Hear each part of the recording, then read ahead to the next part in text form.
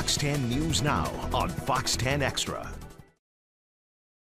And welcome back, everyone, here to News Now. Well, you know her as the host of The Story on Fox News Channel, Martha MacCallum, and today she has a new book out, Unknown Valor, a story of family, courage, and sacrifice from Pearl Harbor to Iwo Jima.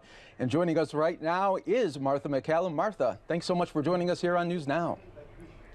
Hey, Mike, thank you so much for having me. No problem. Well, tell us, how did this book all come about? So when I was growing up, my mom shared with me letters that were written to her by her 18-year-old cousin, Harry Gray, who was in the battle in Iwo Jima. And I was always very moved by his letters. He wrote from Paris Island. He wrote as they were heading to the West Coast.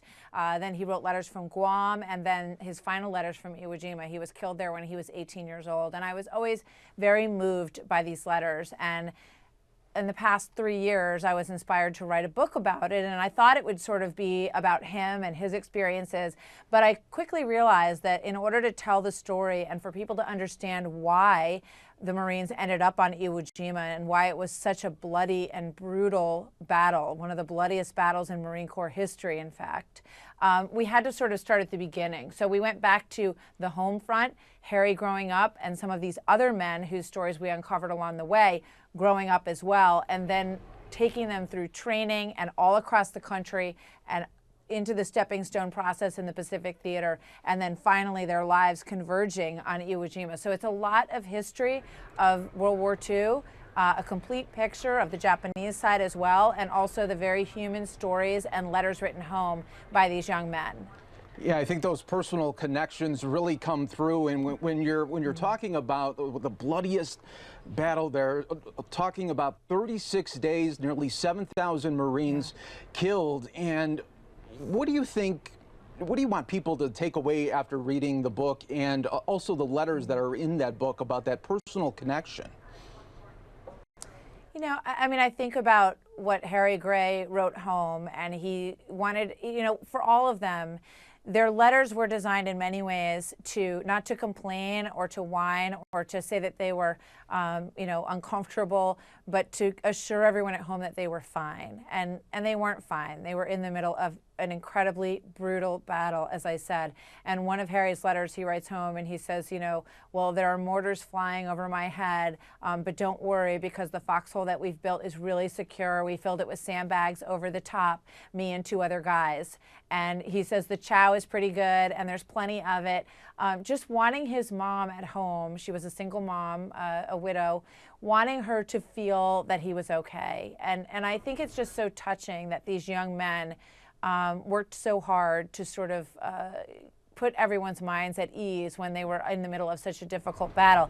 And I ended up I never imagined when I started writing the book that this would come about, but I ended up meeting the 2 men who were in that foxhole with him. And they are still alive. One of them is Charlie Gubish, who lives in Pennsylvania. He's 101. The other is George Coburn, who wrote letters to my grandfather after Harry was killed, explaining what happened to him and telling him how close of buddies they were and how much he loved him and missed him. And to meet these men was just an amazing experience. And I think through this, it tells the whole story of the battle. But I also hope that it inspires people to learn the lessons and the letters and the stories of their own family and people whose lives may have been lost in the past. No matter how far back they are, it's a really amazing journey if you choose to do it.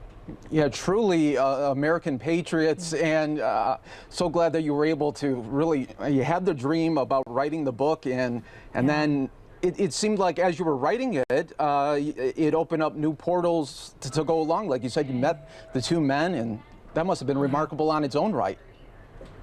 It was amazing. I mean, I showed a picture of Harry Gray to Charlie Gubish, and he said, yes, that's my buddy Gray. He said I was with him when he was killed. And then I was able to bring my Aunt Nancy, who is Harry Gray's sister. She's alive and living in Elmira, New York, or Clifton, New York, rather. And I was able to unite the 2 of them and have them meet each other. And it was, I think, it was a very moving day for all of us. There were tears and hugs all around. But I think that to connect these 2 people and to have them share their story of this young man who whose life was so short on this earth, only 18 years, but he left a very strong mark on the hearts of all of the people who knew him. And it was just remarkable to learn about them. And then I met their families, and it's just been such an amazing experience. And I think it comes through in a very moving way in the book as you learn about all of these individuals. Yeah, definitely an inspiring book there, in a really one that you can't thank these people enough for everything that they did in the battle that was. Speaking of history, Martha, what do you think the history books will be like, say, 30 to 40 years from now when they look back at this race with the Democratic race that is going on right now? I mean, you got an American socialist there that's the front runner of the Democratic race. You got a multi-billionaire who just loves to spend money on ads, but maybe not a debate coach. And I mean, how do you think it's all shaping up?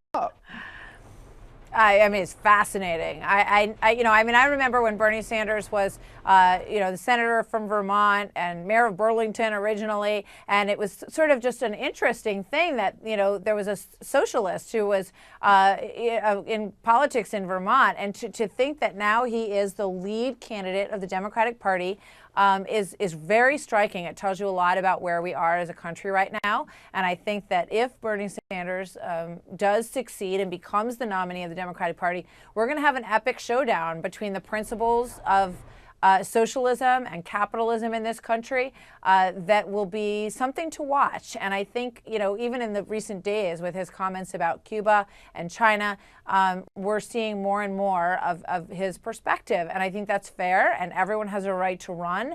And I think we're going to see a pretty interesting debate tonight in South Carolina, and a very interesting race come Saturday in South Carolina. Definitely. And then speaking of the debate, Martha, who do you think has more pressure on them today, Joe Biden or Michael Bloomberg?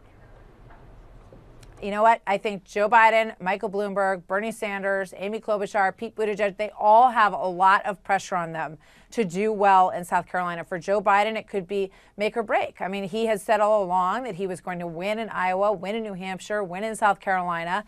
South Carolina was his firewall. Now he's starting to hedge that a little bit. So he needs to win somewhere to make the argument that he has the potential to be the nominee. Bernie Sanders is going to have a ton of attacks coming his way, of people trying to reveal his principles and his past and what he says about things, so that everybody can lay it out there and take a good look at this candidate and decide what they think for themselves.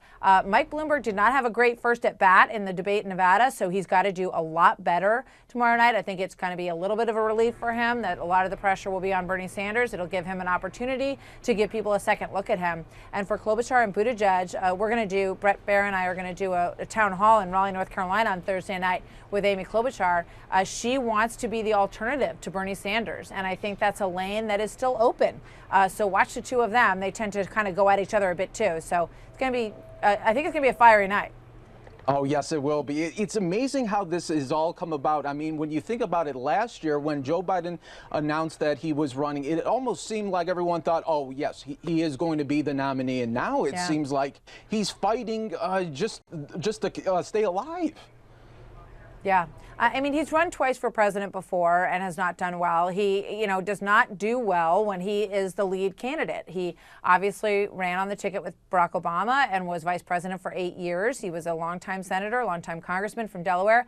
So he's run a lot of races. In fact, he just said on the campaign trail, I hope you'll elect me to the United States Senate. So a little bit of a slip there, and people understand that happens sometimes. But, I think it's perhaps a little bit telling in terms of where Joe Biden is at this moment. But, I think it's pretty wide open at this point. I think there's going to be quite a few twists and turns before the Democratic nominee is actually chosen in the final matchup.